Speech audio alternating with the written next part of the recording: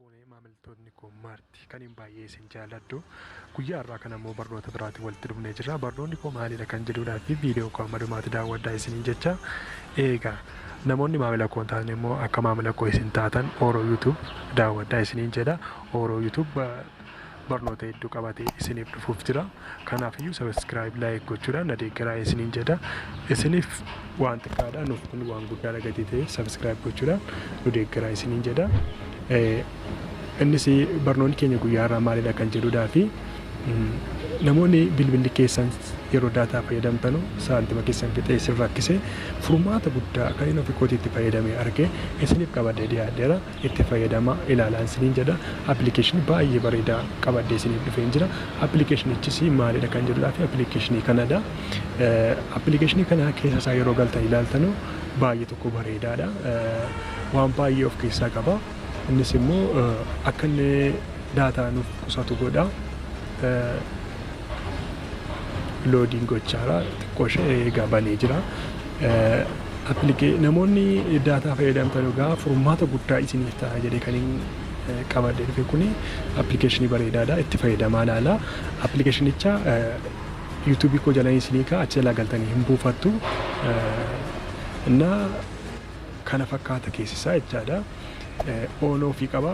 On yeroo gootan akkas gootu okeettuun ammoo onii ta'eera jechaadha. Wantootni nuyi daataadhaan fayyadamuu barbaannu qofa jechaadha. Anamma kana daawunlood akka inni godhuu fi waan tokko naaf taa'uun jedha. Kun amma hin barbaadu nan cufaa bilookin godha. Pileestoorii daataadhaan fayyadamuun baay'ee rakkisaadha. Innis immoo birrii nyaata. Kanaafiyyuu nan cufaa. Ammas kan biraa kan hin barbaadu feesbuukiidha. Feesbuukiin naa banameera. Iimoos ittiin dabalaa.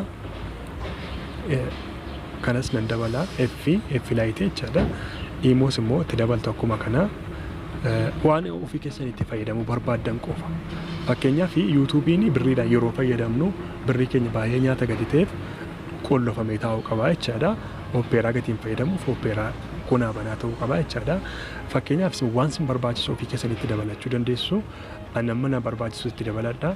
Kanaafiyyuu yeroo itti fayyadamtanu jarri kun inni gara olii kuni kan isin daataa ayyamtaniifi jechaadha. Warri kun immoo warra daataan hin ayyamamneefidha. Kanaafiyyuu bifa kanaan fayyadamtu. Kanaaf yeroo tariitii waayifaa fayyadamtan immoo deebistaniitii hin cuftu jechaadha. Maaliif waayifaa akkasiin hin fayyadamne isin godha gatii ta'eef jechaadha. Yeroo waayifaa fayyadamtan hayyama hundumaaf laattu. Yeroo gara daataatti deebitan immoo kanaan deebistanii lookii gootanii itti fayyadamtu jechaadha. Waanuma tokko piroosesii hin qabu. Baay'ee tokko appilikeeshinii baay'ee bareedaadha. Kanaafiyyuu itti fayyadamaa ilaala. Birriin keessan seeraan ala ayyama keessaniin ala wanti tokkollee appilikeeshinii kamiyyuu nyaachuu hin danda'u jechaadha. Kanaaf appilikeeshinii bareedaa kana itti fayyadamaa ilaalaa isin jedha. Baay'ee isin jaalladha. YouTube koo immoo subscribe like share gochuudhaan na deeggaraa isin jedha. Appilikeeshinii kana YouTube koo jala isiniif kaa'aa achi jalaa galaa buufadhaa. Nagaan naaf tura.